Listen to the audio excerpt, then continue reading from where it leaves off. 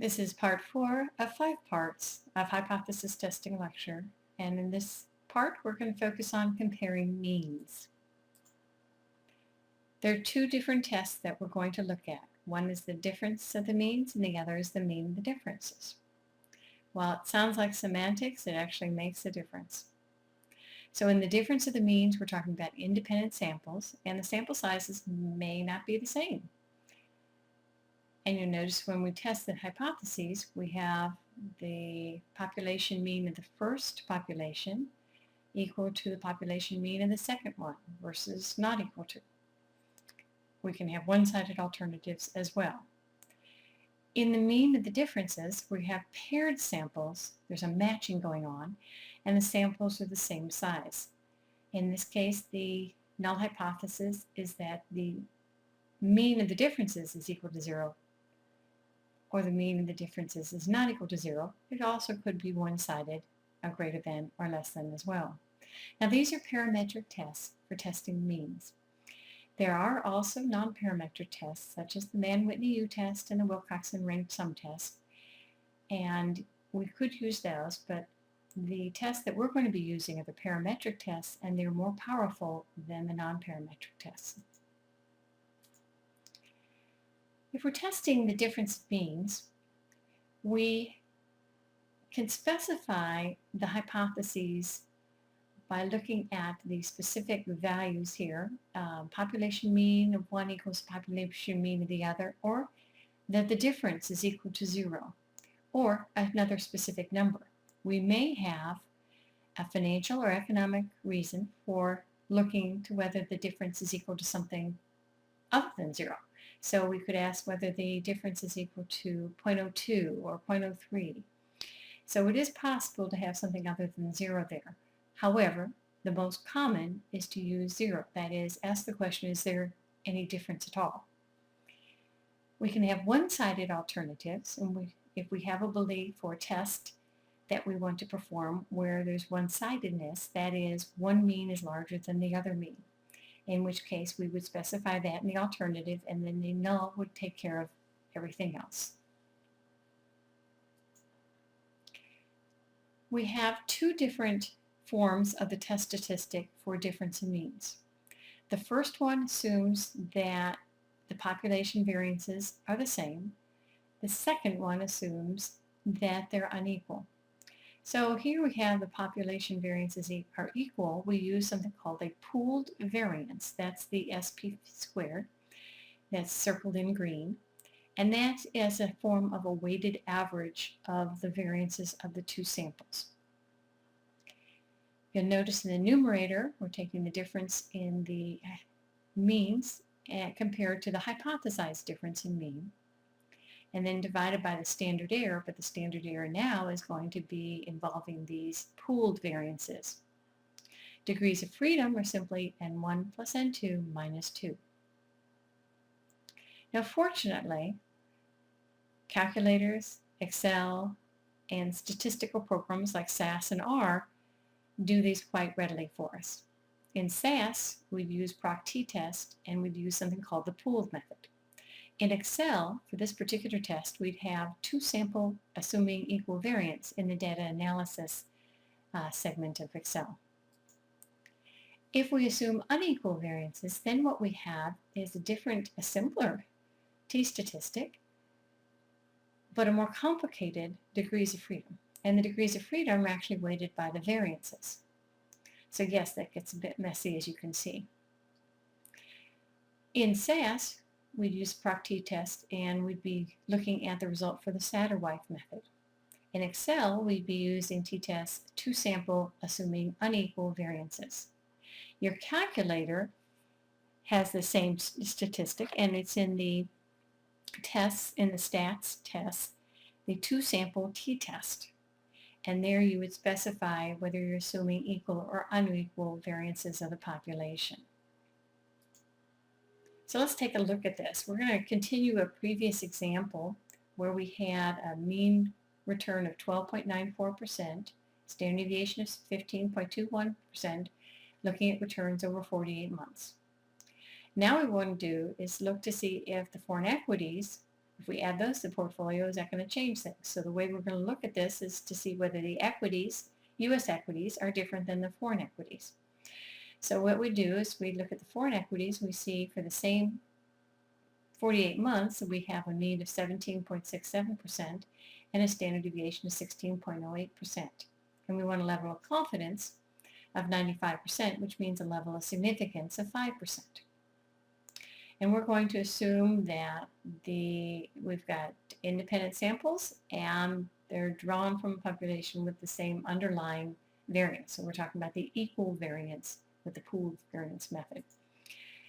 Specifying the hypotheses, we look at the mu's, the means for the two populations, domestic and foreign. We have the test statistic. We have the critical values, plus or minus 1.986. Where do we get these? We get them either from the Appendix B at the back of the book, or we can use our calculator, or we can use Excel.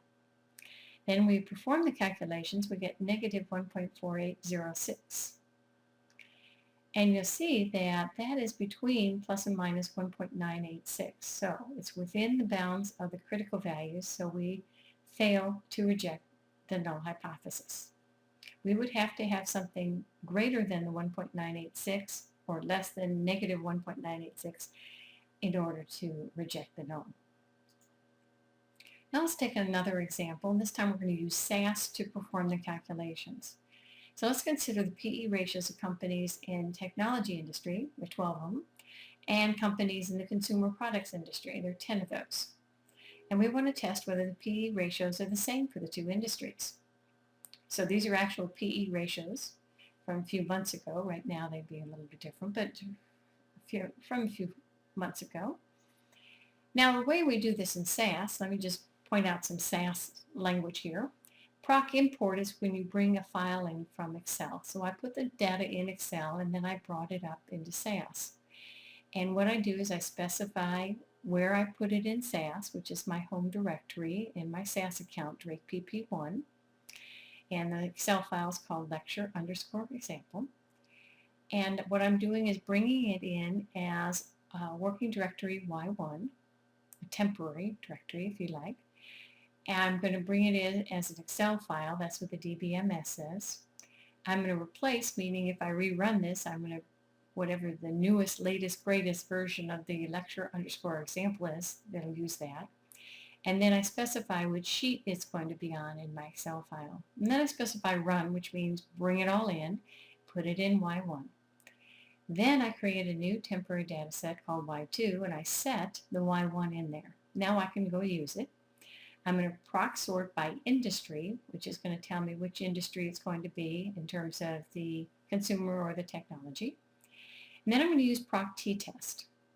Now you'll notice here I'm using uppercase and lowercase.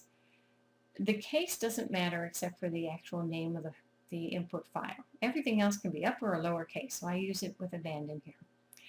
Proc t-test, class meaning industry, which means that's how I'm separating the two groups. The variable is the PE ratio that I read in, and run means go ahead and do the test. So when I do this, I get these results in SAS. I've got the consumer industry and the technology industry, as you can see under the industry classification there. I've got the means. They've provided a confidence interval for me, a standard deviation, a confidence interval for the standard deviation even. And then we get down here and we get down to the very bottom of the page here. We have method. You've got pooled and saddle wave, so equal or unequal variances. They even tell you which is which. I've got degrees of freedom. They differ. And when you start getting very large samples for both of them, the degrees of freedom won't be very different between the equal and unequal. But as long as you've got small samples, which we do here, you're going to find a big difference between the two degrees of freedom. We've got the calculated t-values. You notice those are different from one another, but not dramatically. And then the p-values are very similar. So if we had a 5% level of significance, we would fail to reject because the p is greater than the alpha in this case. Now let's look at the mean of differences. In this case, we're doing tests that involve the differences themselves. So it's like we're creating a new sample and just doing a test of mean on this new sample. And the new sample consists of the differences. We can have a two-sided test, or we can have a one-sided test with the left region, the right region, and just as we did with the test of means. So how do we do this? What we do is we have paired observations. So there's going to be some meaning between the two. So we've got to have the exact same sample size, and there has to be some association between the two. We are making assumptions about normally distributed unknown variances. The steps, we calculate the difference of each observation, calculate the standard deviation of the differences, and then calculate the test statistic. The t-distributed test statistic, you take the mean of the differences, that's the d bar right there, minus the hypothesized difference, divided by the standard error of the differences. And you can see the various calculations, very straightforward. It's just like we were doing with the means before, test of the mean. In this case, though, our sample consists of the differences. Now in Excel, we would use t-test paired to sample for means. So let's take a look at what this means. Let's look at testing for the mean difference. So now we've got here pairing going on. We've got dividend-paying stocks and non-dividend-paying stocks. We've got pairing by month. So there's actually a meaning between the dividend payers and non-payers for a given month. So what we do is we calculate the difference, and it does not matter which you subtract from which as long as you are consistent through all the observations. So in this case, I took the dividend payers and I subtracted the non-payers. So we're talking about the returns that we get for the dividend payers and the non-payers, and that's the difference. And we do this for each of the months. So we now have basically a new sample. And this new sample is in that column called differences. What I do is I bring that in and analyze it. So I've got the averages and standard deviations. I've got the null hypothesis as there's no difference, and I can specify it as difference in means like that, or U sub D. I have the test statistic. I have 11 degrees of freedom because I have 12 months here. I've got critical values, plus and minus 2.201. And so I'm going to reject if I'm outside the boundary of plus and minus 2.201. Calculated test statistic is 0.212. It's within the bounds of the two critical values, so I failed to reject. And of course, I can do this in SAS. I use proc import to bring in the spreadsheet. And I calculate the difference. And then I just simply use proc means to get the difference it means for that, for the payers, the non-payers, and the difference. And then I use proc t-test. The variable is the differences. And I do test of mean differences, and I'm done. So it's very straightforward. There's no class to use because we've already calculated the differences. So we simply create a new variable, which is the differences. And that's what we do if we were going to do in Excel. We create a new column, which are the differences, and then we would perform the tests on that new column. So same thing here. And this is what we get. We have the payers, the non-payers, the differences. So we have the basic statistics for both groups as well as the differences. And then when we do our t-test, we get down here, we have a t-value 0.21, 11 degrees of freedom, and the p-value corresponding to is 0.8360, which of course is much bigger than our 5%, so we fail to reject. So let's look at another example. Suppose we have the following samples of returns. We've got 2 different stocks and we've got 6 different days, but they're paired on the days. Is there a difference in the returns of the 2 stocks? Well, the way we do this is we specify the null and alternative, and then we calculate the differences. The mean difference is negative 0.5%. Standard deviation is 1.22547%. Calculated test statistic is negative 1.00004. Critical values are plus and minus 2.571. P-value is 0.181609. That corresponds to the negative 1.00004. And we fail to reject the null hypothesis of no difference. And that's it.